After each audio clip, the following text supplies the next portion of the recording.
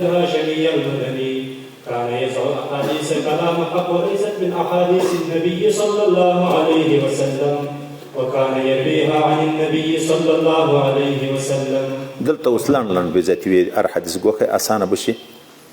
حضرت جرير در رقبان نقل کی چې ابا جعفر هاشمی مدني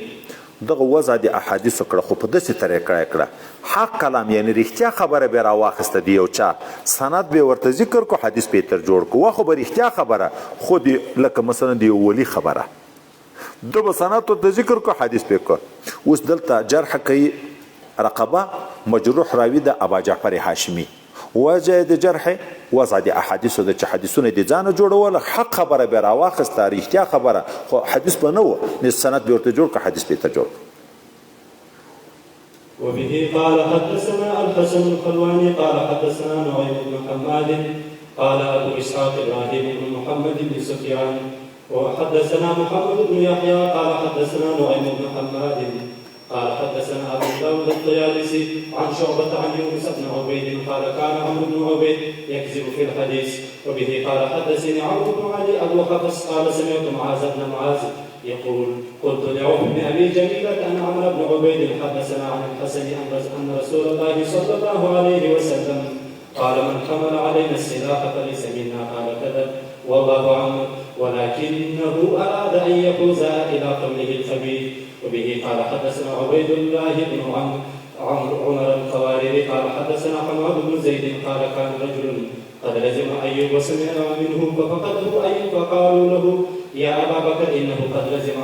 عمرو بن عبيد قال حماد بين انا يوما مع ايوب وقد بكرنا الى السوق فاستقبله الرجل فسلم عليه ايوب وساله ثم قال له ايوب بلغني انك لزمت ذلك الرجل قال حماد سماه يعني عمرا قال نعم يا ابا بكر انه يجيئنا باشياء غرائب قال يقول له ايوب انما نكر او نبرق من تلك الغرائب. وبه قال حدثني حجاج بن شاعر قال حدثنا سليمان بن حرب قال حدثنا ابن زيد يعني حمادا قال قيل لايوب ان عمرو بن عبيد روى عن الحسن قال لا يجلد السكران من النبيذ فقال كذب انما سمعت الحسن يقول يجلد السكران من النبيذ. وبه قال حدثني حجاج قال حدثنا سليمان بن حرب قال سمعت سلام بن ابي مطيع يقول بلغ ايوب اني اتي عمرا فاقبل علي يوما فقال ارايت رجلا لا تأمره على دينه كيف تأمره على الحديث. وبه قال حدثني سلمة بن شبيب قال حدثنا الحميدي قال حدثنا سفيان قال سمعت أبا موسى يقول حدثنا عمرو بن عبيد قبل أن يحدث. دا اوس دا ټول روایت کې مجروح راوي یو ده چې عمرو بن عبيد ده خو جرح الفاظ د مختلفو علماو نه په باب کې نقل کیږي. اول روایت کې یونس ابن عبيد وی چې عمرو بن عبيد په حدیثو کې دروغ ویل هغه جارح شو وجه د جرح ذکر کړه چې کذب په حدیث ته. دوم روایت کې معاذ ابن معاذ وی چې ما عوف ابن ابي جميله تو ویل د عمرو بن عبيد مکته یو حدیث بیانې د حسن بصري قدس الله سره چې نبی عليه السلام ویل دي من حمل علينا سلاح فليس منا څوک چې په موږ مسلمانانو اسلحه راواخلي فليس منا. د په جواب کې راته ویل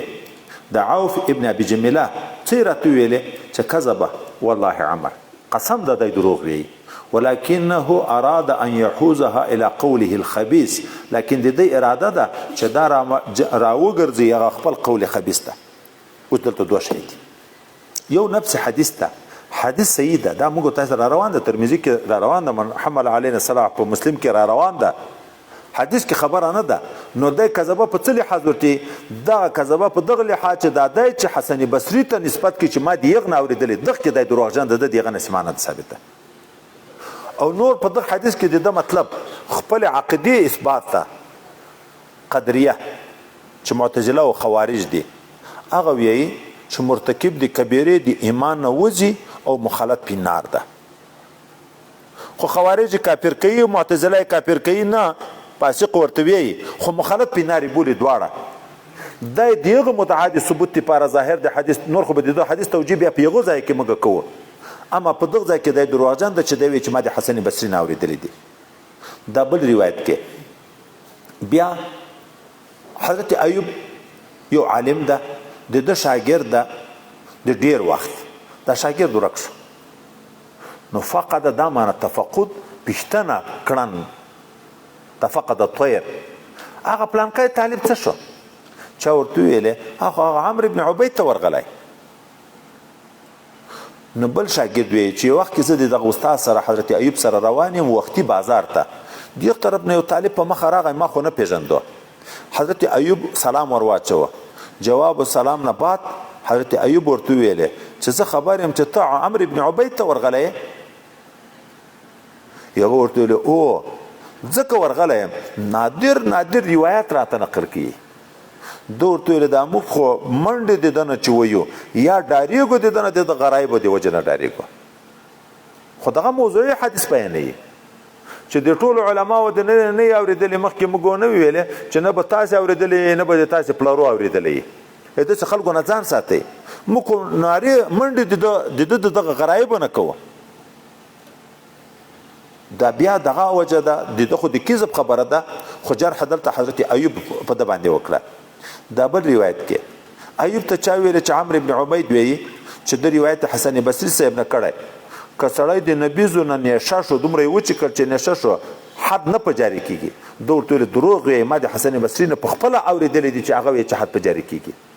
دا دی چې نسبت حسن بصري ته کوي مخکې اول کې ویل چې دروغ وایي ده د هغه نه دي اورېدلي دی هسې د دوکې دپاره دا خبره کوي دا بل روایت کې سلام ابن ابي مطيع چې حضرت ایوب ته دا خبره چا ورسولې وه د ما په باب کې چې دی عمر ته ورغلی نو یوه ورځ زه ولیدم راته ویلې زه تا ته دا ویم دا خبرې ته پام وکړه ما ته ووایه د یو سړي چې په دین باندې ته امین نه یې امین یې نه بولېدی نو بیا په حدیثو څه امین بولې د هغه دین برباد ده معتزلي ده یا خوارجو د جملې نه ده او ته بیا جګېږي د هغه نه حدیث ته کوې دا بل روایت کې بیا ابو موسی وایي موږ د عمرو بن عبید نه روایات نقل کول خو قبل ان یحدث چې د خپله عقیده یې نه وه ښکاره کړې چې کله عقیده د خوارجیت ښکاره شوه ذاتي موږ ترک کړه نو د دغه مجروح راوي ټول عباراتو خلاص دا ده دی د عقیدې په لحاظ خارجي ده په روایاتو کې دروغجن ده نو مجروح دا راوي د په څو علما ویل د دغه روایت ما نقل کوي وبه قال حدثني عبيد الله بن معاذ العنبري قال حدثنا ابي قال كتبت الى شعبة اساله عن ابي شيبه قاسي واسده فكتب الي لا تكتب عنه شيئا ومزق كتابي دلته اوس حضرت شعبه ته چا خط ولېږو چې هغه امیر المؤمنین په الحدیث ته د خپل علاقې ابي شيبه چې قاضي دی واسط ته د دغه په باب کې ته موږ ته څه وایې د دغه روایت نقل کوو که نه یغه ورته ویله چې نه خو بیا یې ورته ویله ومزق کتابي دا ما خط چې بیرته درغی خو ده په خط غوښتنه تر کړې وه یغه په خط جواب ورته راولېږو چې خط مې در ورسېدو ویې ګوره مجروح راوي خو ښکاره شو چې قاضي واسط ته جارح حضرت شعبه ده د دغه روایت ما نقل کوه نور کاغذ وشکوه دا یې ولې ورته ویل چې کاغذ وشکوه د دې دپاره چې فتنه نه شي تر جوړه هغه قاضي صاحب ده چې د ما په خط خبر شي چې په ما پسې دا ویلي دي چې د نه روایت ما نقل کوئ او خط په لاس ورشي حجت بیا به د ما کار وکړي که به نه وکړي نو خط مې چې درشي که رښتیا مشوره کوې د ما سره مضمون خو زده که چې د ده نه روایت ما نقل کوه نور خط وشکوه چې زه په فتنه کې واقع نه شم بیا د سبا د تا د راسه زه په عذابو کې نه یم گرفتاره وبه قال حدثنا الخلواني قال سمعت عفان قال حدثت حماد بن سلمة عن صالح المري بحديث عن ثابت فقال كذب وحدثت هماما عن صالح المري بحديث فقال كذب صالح المري وای دومره مؤثر تقریر به کوو دومره مؤثر دومره لوی بزرګ و چې په تقریر کې جذب څه کوي حتی د باج خلکو به ارواح قبض شو دا چې نووي درو ګوري د جذب ثبوت ته نفس بیوخی حال خود څه کوي د باج خلکو به ارواح قبض شو خو لیکن موږ مخکې یو قاعده ویلې وه لم نره الصالحین بزرګان په روایاتو کې په دروغ کې واقع قصد خو نه ویایي خو دوی په خلکو حسن ظن کوي چې هغه د رسول الله صلی الله علیه وسلم نوم ورته واخیست چې نبی علیه السلام داسې ویلي نور ذاتي دوی بیا تحقیق نه کوي هغه یغه که دروغ ویلي خدای په دروغ کې واقع شي وای دغه صالح موري لوی بزرګو حتی په بیان کې دومره اثر وو چې کله کله به د په بیان کې خلکو روح قبض شو مړه بشوه خو لیکن په باب د روایت کې علما جرح کوي علما په دا جرح کې چې د روایت مقبول نه دي وبه قال حدثنا محمود بن غيلان قال حدثنا ابو داود قال لي شعبة جرير بن حازم وقل له لا يحل لك ان تروي عن الحسن بن عمارة فانه يكذب. قال ابو داود قلت لشعبة كيف ذاك فقال حدثنا عن الحكم باشياء لم اجد لها اصلا. قال قلت له باي شيء؟ قال قلت للحكم اصلى النبي صلى الله عليه وسلم على قتلى احد؟ فقال لم يصلي عليه. فقال الحسن بن عمارة عن الحكم عن مقسم عن ابن عباس رضي الله عنهما أن النبي صلى الله عليه وسلم صلى عليهم ودفنهم. قلت للحكم ما تقول في أولاد الزنا؟ قال يصلى عليهم. قلت من حديث من يروى؟ قال يروى عن الحسن البصري. فقال الحسن بن عمارة حدثنا الحكم عن يحيى بن جزار عن علي رضي الله تعالى عنه. دلته بیا مجروح راوي حسن ابن عمارة ده. حضرت شعبه سړی ورولېږو چې ورشه جریر ته ووایه چې تا ته دا نه ده روا چې د حسن ابن عماره نه روایت نقل کوي ولې دا دروغ وایي. ابو داود یې شعبه ته مې ویل څنګه دروغ وایي؟ وایي ځکه موږ ته د حکم نه یو مشهور عالم د ډېر روایت را نقل کړي خو چې تحقیق مو پسې کړی دی هم اصل نشته. بیا هم پوښتنه څنګه روایت درته نقل کړي؟ نو وایي ما حکم ته په خپله وویلې چې نبی علیه السلام د احد په قتلاو باندې جنازه کړې وه ده ویلې نه. حسن ابن عماره بیا ویي عن الحکم ګوره هغه حکم د چا ما پوښتنه تر کړې دی عن الحکم عن مقسم چې نبی علیه السلام هلته په دوی باندې جنازه کړې دی ابن عباس په روایت. دوم ما د حکم نه په خپله پوښتنه کړې وه چې ارامونه ولد زنا چې مړ شي جنازې لمونځ پې کېږي که نه؟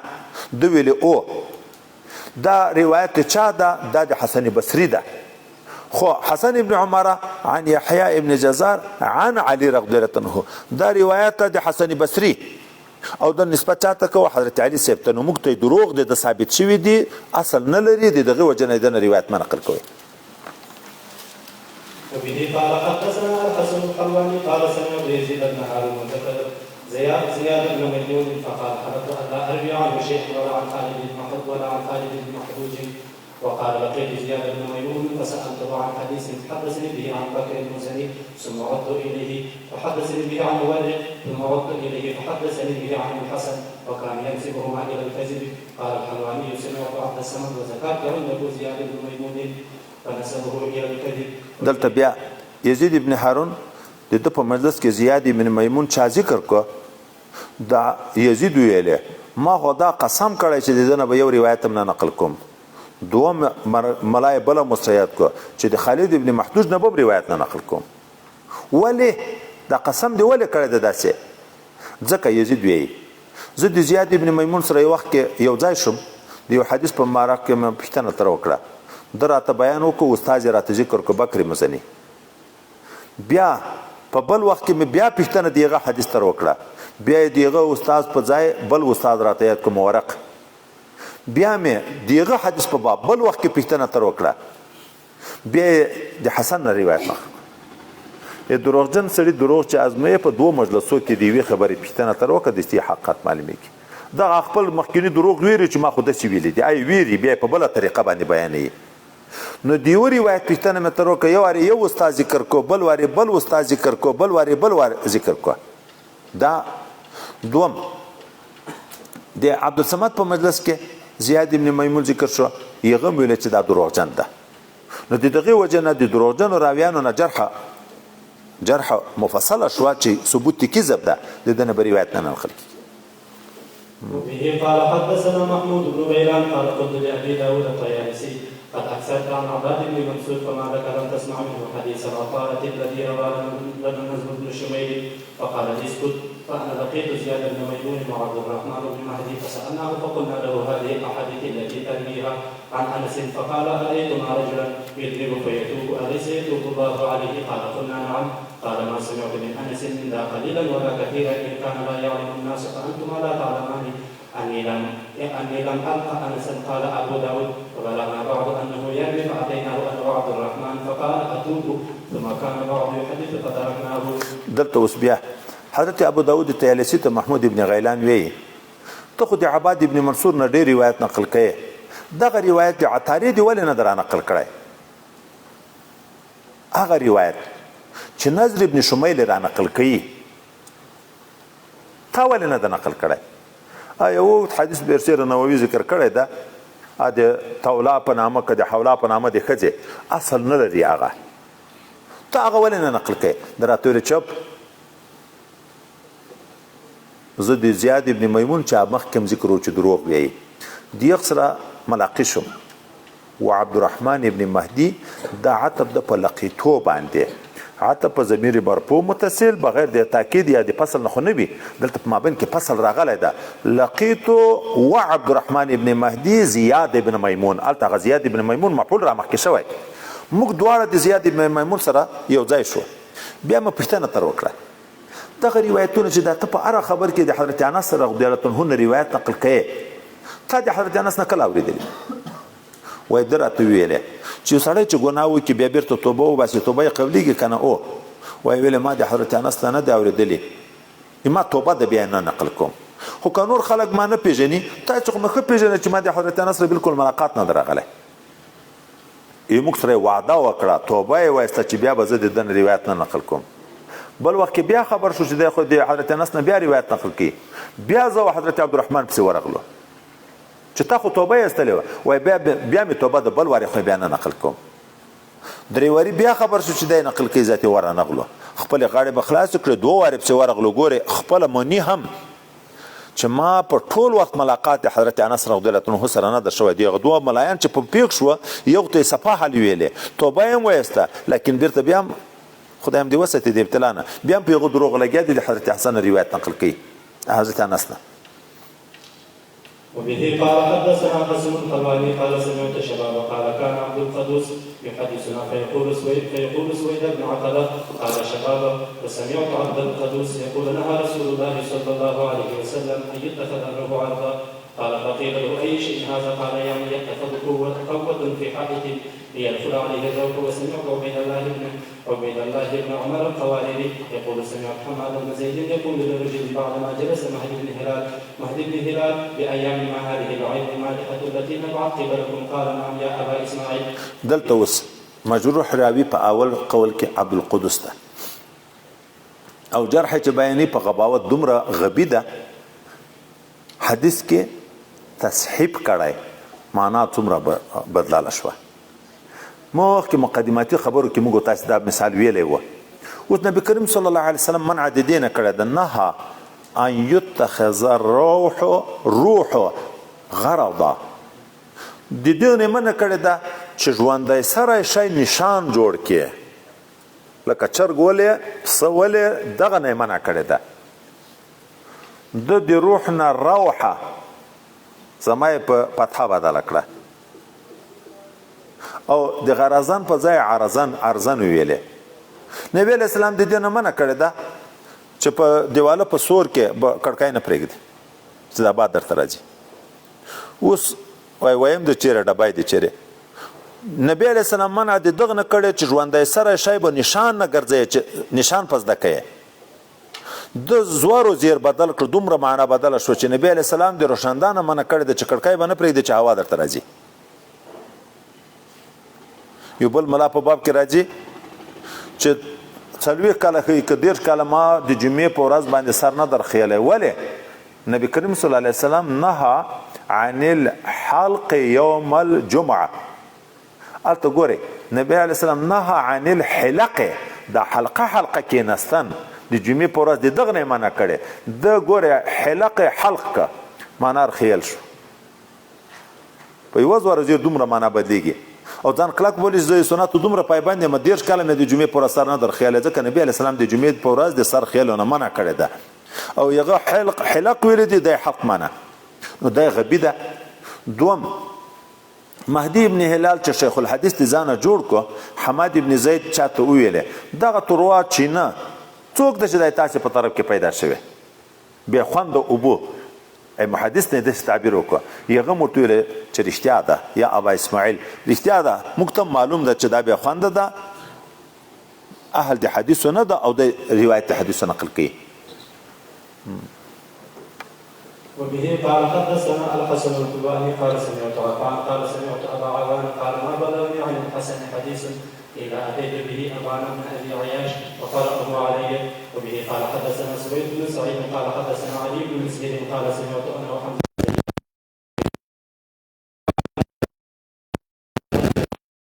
قال علي فلقيت حمزه فاخبرني انه راى النبي صلى الله عليه وسلم في المنام فعرض عليه ما سمع من ابان وما عرف منها الا شيئا يسيرا 5 أو 6. دلته مجروح راوي ابان ده د اول خبره د ذکر کوي حضرت ابو عوانه وی کوم حدیث چې د حسن بصری نه ماته رسیدلی وو ما به چې دا حدیث په کوم مجلس کې بیان کو ابان ابن ابي عياش په دستي ویل دا ما اوریدل بیا وی علي بن مسهر ما او حمزه زیات دغه دواړو د ابانه تقریبا زر روایت نقل کړي وو. بل وخت کې زه د حضرت حمزه زیات سره مخامخ شم راته ویلې چې ما ته چې کوم استاد نظر روایت نقل دي ما خو نبی عليه السلام په خوب ولید دی یو زر روایت په باب کې مې پښتنه تر وکړه په زر روایت کې 15 یا 16 رښتیا حدیثونه وو دا نور ټول بدبخت دي ځانه جوړ کړي اوس د کذب وضع ثابت شو. خو لکن اوس خبره ده دلته جرح راغله د خوب د لیارې نه راغله خوب دلیل حجت ته نو څنګه په د باندې جرح دی یو عالم جرح په خوب دی لري نه ما په خوب ولید چې د نبی له سلام ویلې چې دا روایت معنی نه دی نقل دا څلور 15 دی معنی دی دا نور نه دی. نو جواب ده خوب مثبت مدعا نه ده خو مؤید دی مدعا ګرځیدای شي. مدعا خو په مخ کې روایت ثابت شو چې دروغ یې مکته و ثابت اخو علما ویل چې موږ به کوم روایت ذکر کوو د بدیستي ویل چې دا ما یاد کړی ده دروغ مکته و ثابت خو په خوب کې تایید راغی وای په خوب کې چې نبی کریم صلی الله علیه وسلم چاته حکم وکي یو خبره وکي کدا خبره د شریعت خلاف وا الته خو تعمیل نشته ځکه معلومیږي چې دغه سړي سامعه کمزور د رسول الله خو د شریعت خلاف حکم نه کوي خو که د شریعت موافق حکم وکړه بیا عمل په مستحب ده واجب نه ده واجب خو نه ده ځکه حجت قطعی نه ده لیکن عمل په مستحب ده چې دا صورت امر د رسول الله صلی الله علیه وسلم ولو که منامی ده چې دیغ نه بیا د بیران شي نو دا تایید په کیږي په خوب تایید کیږي وای اصل مدعا په خوب باندې نه ثابتېږي.